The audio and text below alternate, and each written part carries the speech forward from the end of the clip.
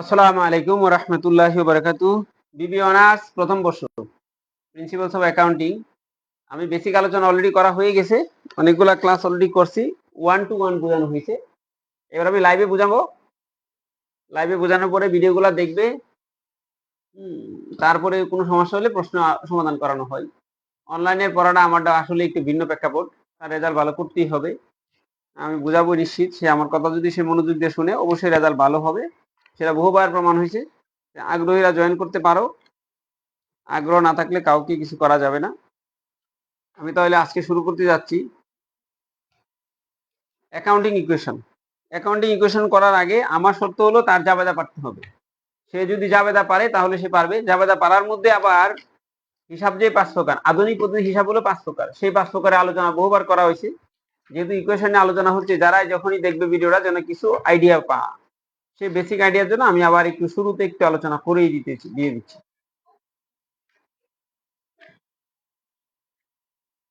আমরা জানি আধুনিক পদ্ধতি হিসাব কয় প্রকার। আমরা জানি আধুনিক পদ্ধতি হিসাব হলো 5 প্রকার: সম্পদ, asset, expense, liabilities and owner security. Basic একটু আলোচনা করেই আমি সমীকরণটা শুরু করে দিই, বেশি সময় নষ্ট করব না। জাস্ট আগ্রহের সাথে থাকতে হবে, সবটুকু ভিডিও দেখতে হবে, এই হলো আমার কথা, আর বেশি না। আধুনিক পদ্ধতিতে হিসাব কয় প্রকার? 5 প্রকার। অ্যাসেট, এক নম্বরে কি? অ্যাসেট। অ্যাসেট কি দ্বারা প্রকাশ করা হয়? তারপরে হলো এক্সপেন্সেস। এক্সপেন্সেস মানে ইএক্স, মানে ব্যয়।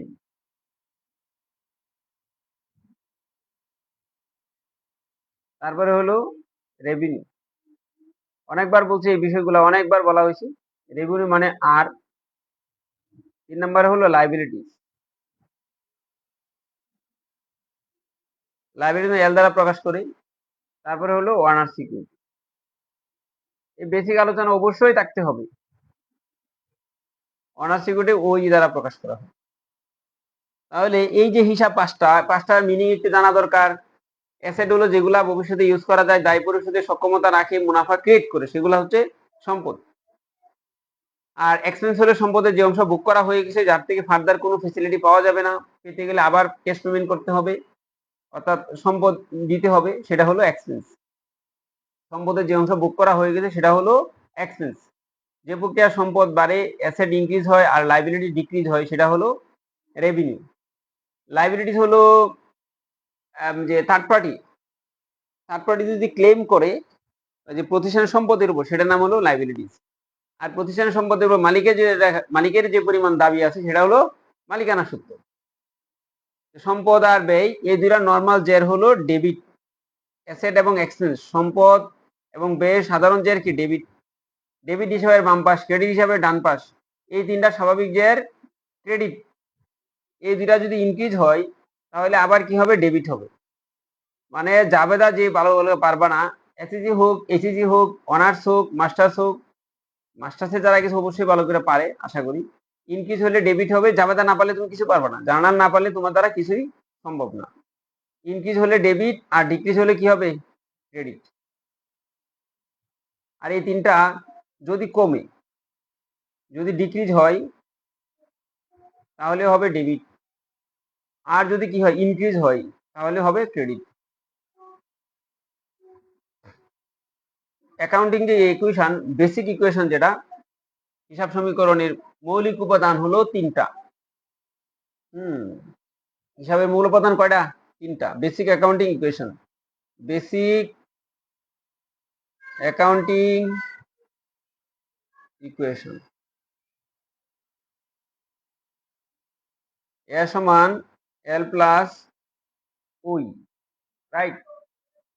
তাইলে আমাদের হিসাব তো 5টা বলছিলাম, বাদ করছে কয়টা? 2টা। সিম্পল 2টা বাদ করে গেছে। সেই 2টার নাম কি? রেভিনিউ হলে কি হবে? এই ওয়ার্নার সিকিউরিটির সাথে যোগ হবে। তো রেভিনিউ কিভাবে হইতে পারে? নগদে হইতে পারে, বাকিতে হইতে পারে। বাকিতে যদি রেভিনিউ হয়, ওয়ান ক্রেডিট অন অ্যাকাউন্ট লেখা থাকবে। সার্ভিস প্রোভাইডেড বিল রিসিভ মানে বাকি, অন অ্যাকাউন্ট বললেও বাকি। যদি ক্যাশ রিসিভ করি, সার্ভিস প্রোভাইড করে ক্যাশ রিসিভ করলে ক্যাশ প্লাস হবে। ক্যাশের অধীন, অ্যাসেটের অধীন অনেকগুলো নাম হবে, তাহলে এদিকেও প্লাস হলো, রেভিনিউ প্লাস হলো। রেভিনিউ কারণে দুই পাশে কি? প্লাস। আশা করি বিষয়টা ক্লিয়ার। এটা কিন্তু দুইটা সাইড আছে।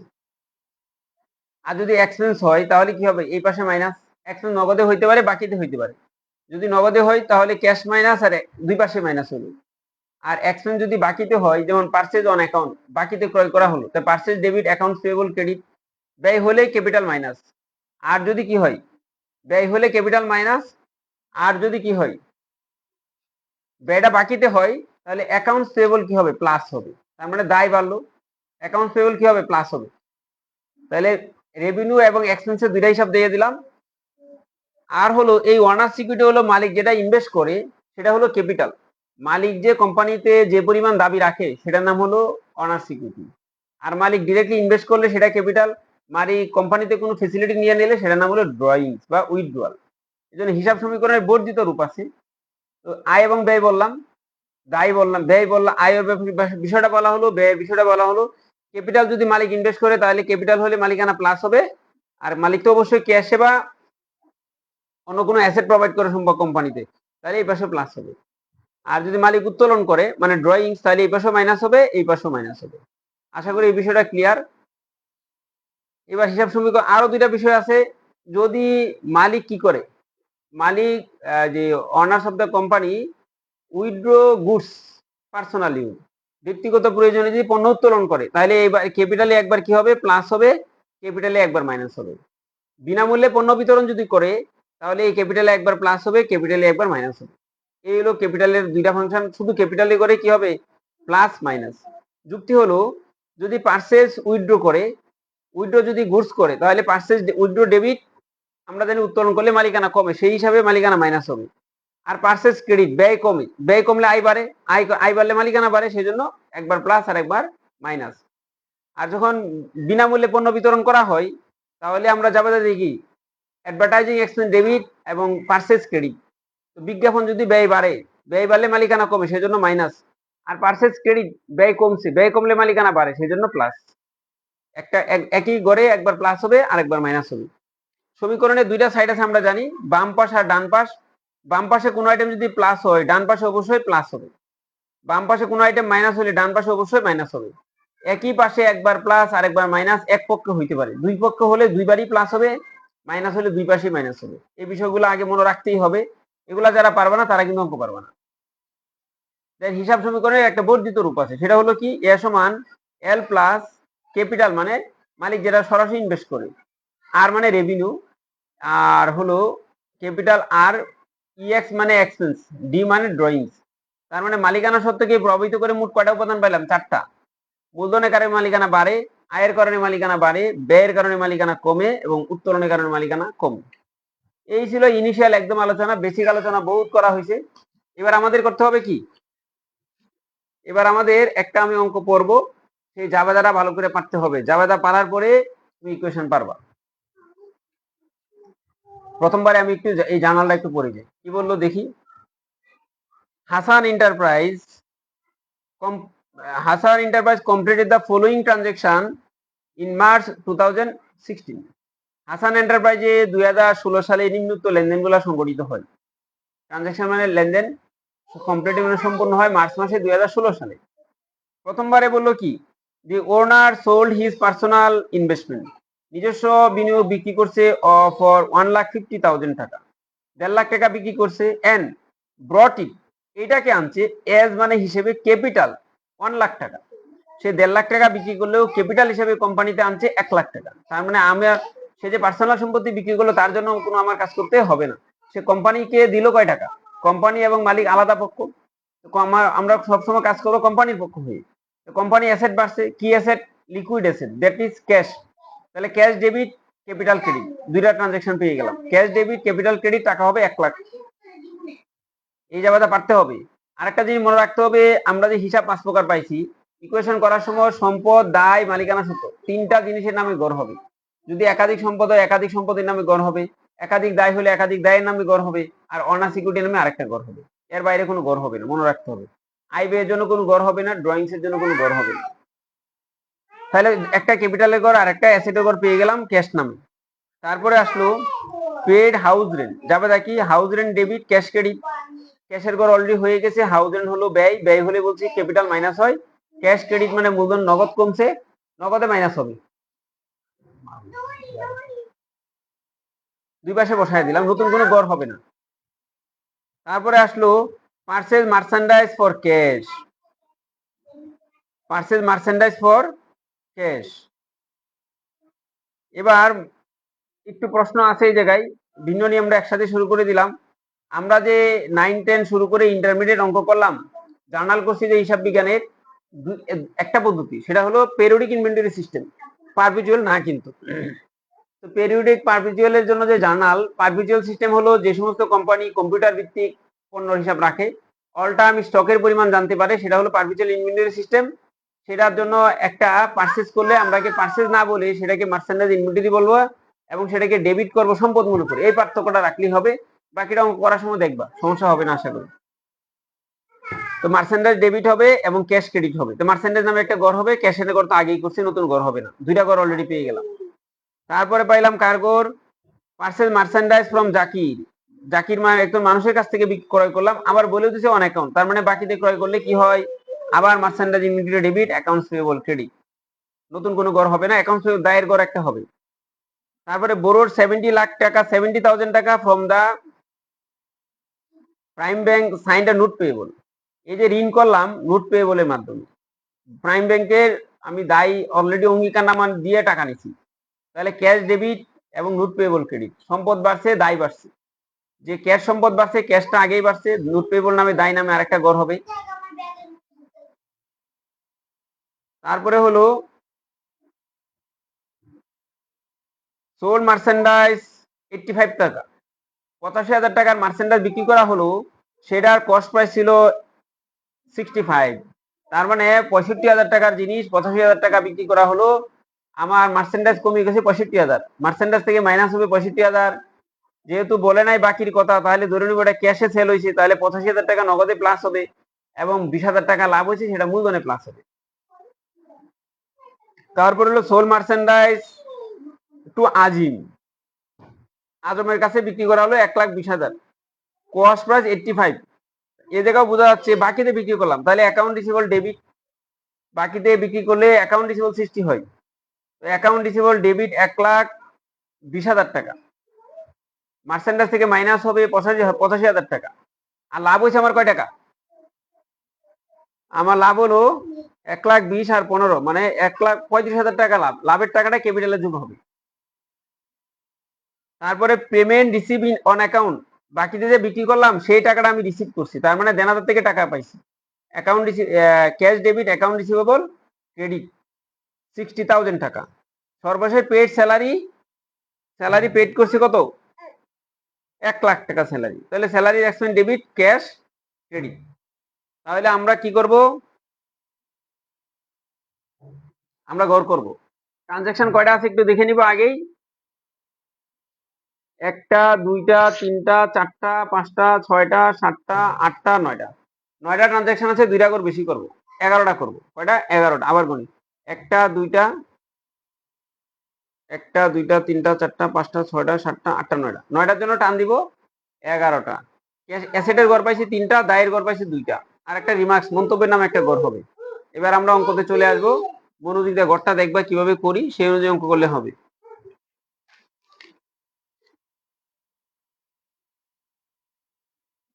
পৃষ্ঠাটা অবশ্যই এভাবে ল্যান্ডস্কেপে নিতে হবে।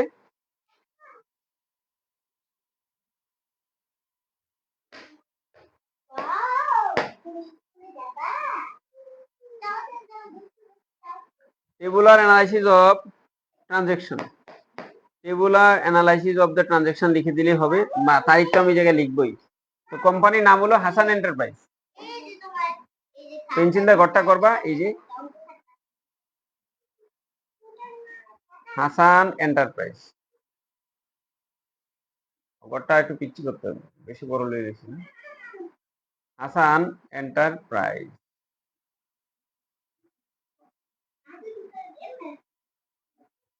টেবুলার অ্যানালাইসিস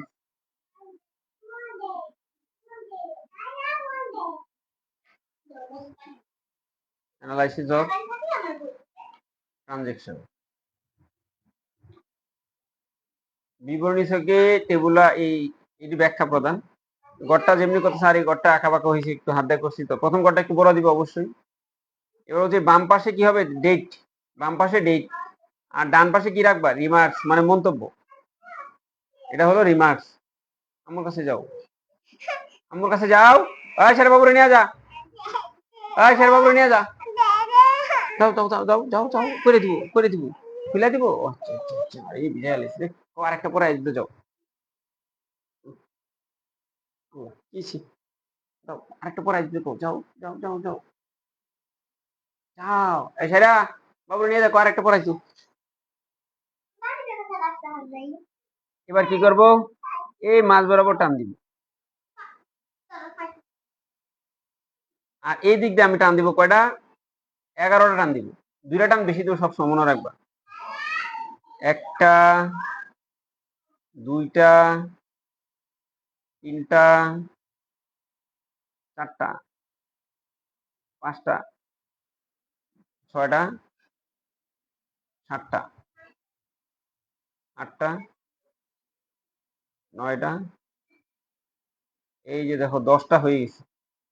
সর্বশেষ যে টানটা আছে এটা হলো সবার যোগফলটা একবারে লিখবো, এবারে আর কোনো ব্ল্যাঙ্ক টান হবে না, যেহেতু 3টা 2টা, দায় পাশে গড়টা একটু কম রাখলে হবে, শুরু থেকে শেষ টান দিয়ে দিবা।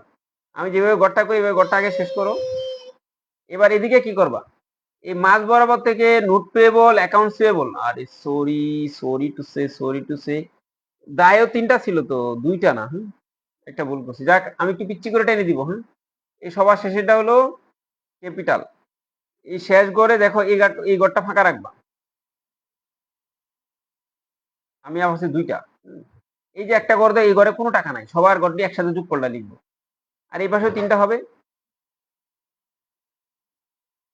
একটা, এই যে 3টা। আমরা যখন আমরা জাভাতে পড়ি এক্সপার্ট হয়ে যাব, এই ঘরটা ফাঁকা রাখবো, সবার যোগ করলে এই ঘরে লিখবো তো, এই জন্য এই ঘরটা কি রাখবো, ফাঁকা রাখবো, এই ঘরে কোনো টান হবে না।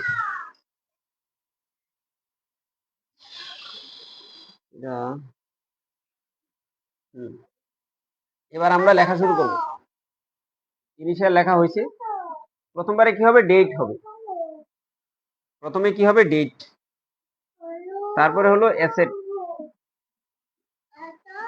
অ্যাসেটের সমান সমান কি হবে জায়গায়,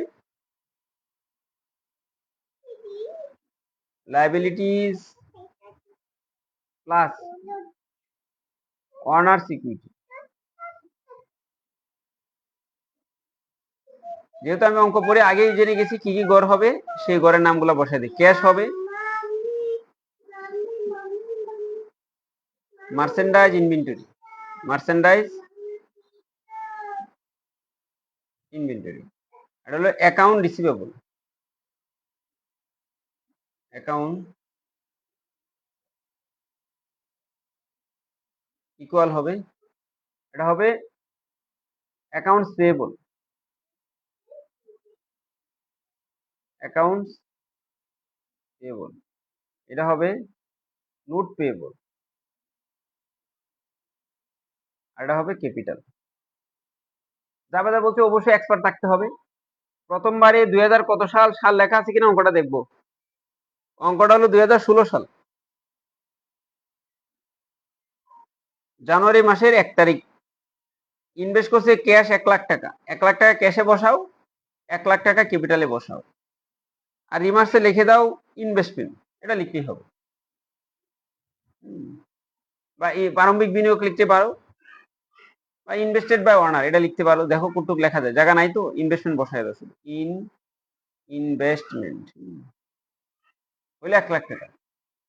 তারপরে ছিল 3 তারিখে paid house rent, house rent দিলে যাবে দেখি rent office rent expense debit cash credit, তো 4000 টাকা ক্যাপিটালে করে ক্যাশের করে মাইনাস হবে, আর ব্যয় হলে মূলধন কমে, এই জন্য মূলধনে মাইনাস হবে, তখন মূলধন করে লিখতে হবে রেন্টটা কি, আমি যে মাইনাস করলাম কেন করলাম, রেন্ট এক্সপেন্স, শেষ।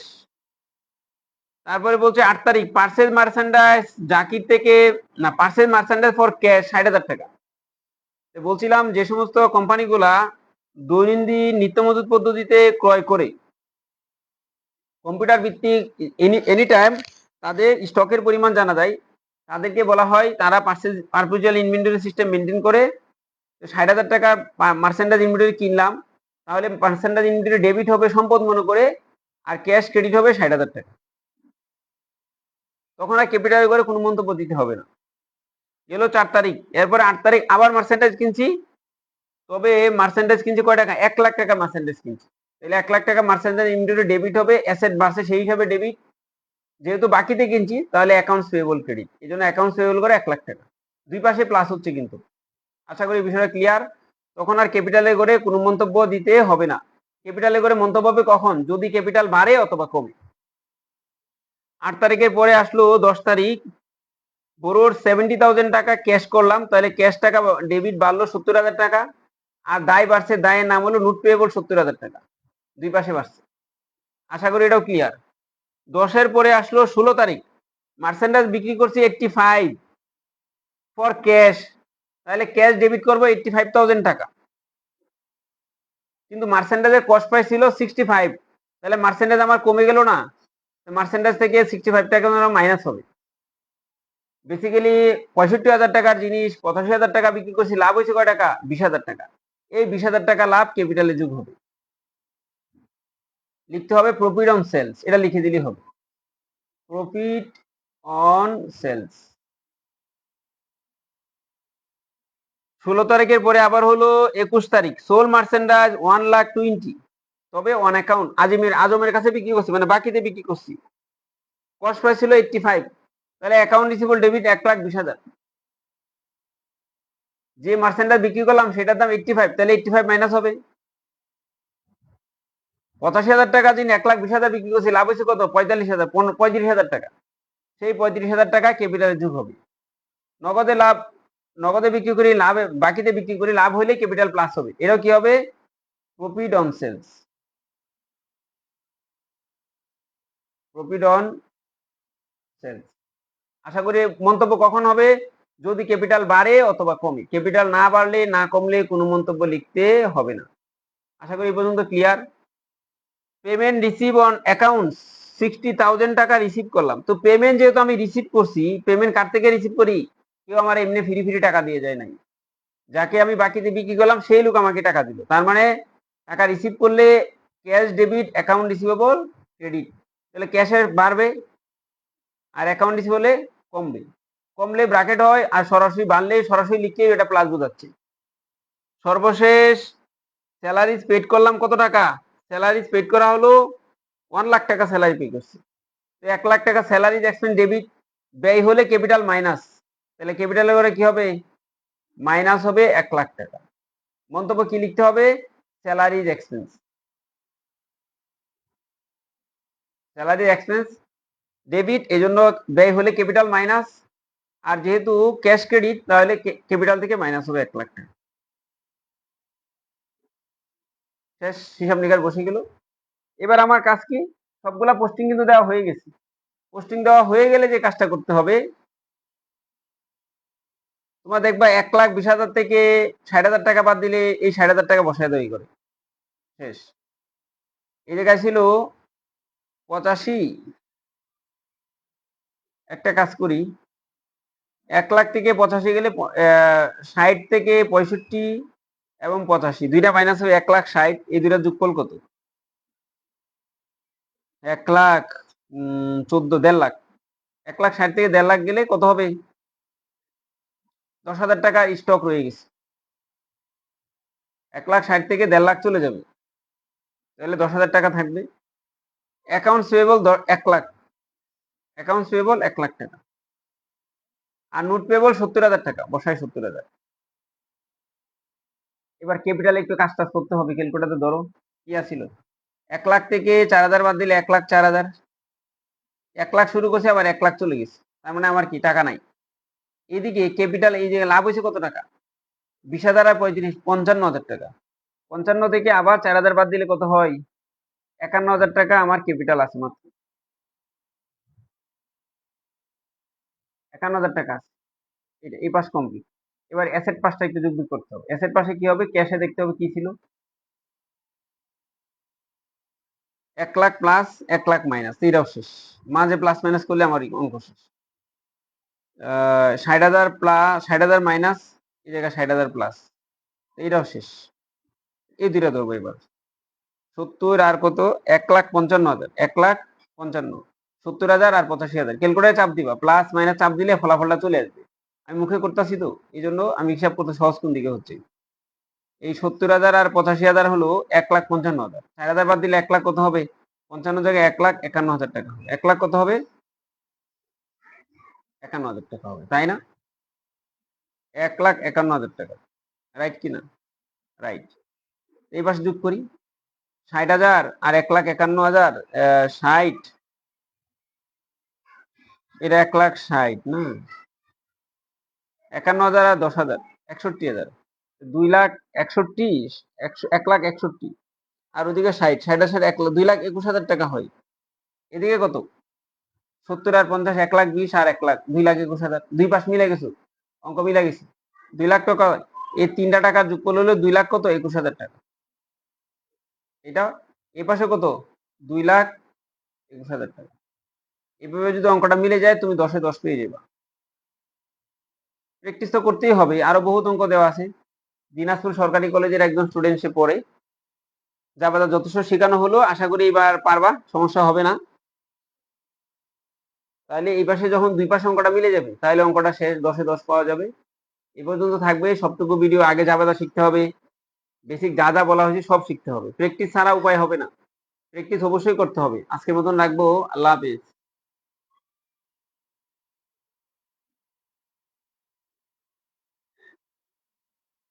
মাঝে মনে আছে ফোন দিব ফোন দিচ্ছি